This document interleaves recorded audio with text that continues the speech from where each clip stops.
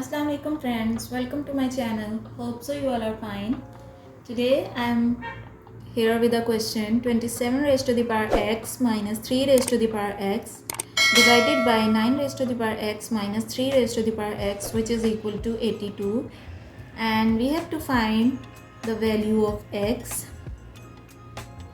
So here we have 27 raised to the power x. So we can write 27 as 3 raised to the power 3 and its power x minus 3 raised to the power x divided by 9 can be written as 3 raised to the power 2 and its power x minus 3 raised to the power x, which is equal to 82.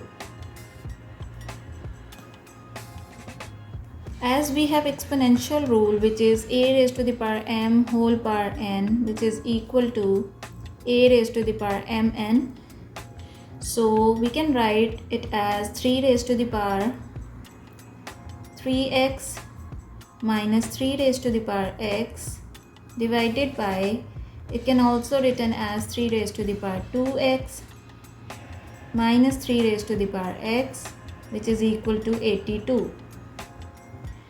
Now we can break 3 raised to the power 3x as 3 raised to the power x into 3 raised to the power 2x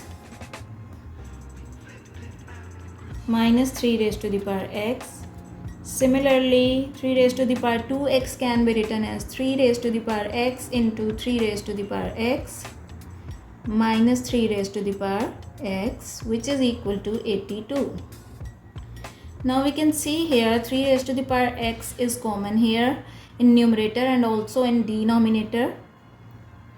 So 3 raised to the power x is common here. So here we have this divided by this is 3 raised to the power 2x minus this divided by this will be equal to 1 divided by 3x is common here, and we have left 3 raised to the power x minus 1, which is equal to 82. So from here 3 raised to the power x and 3 raised to the power x will be cancelled out. And now here we have 3 raised to the power 2x.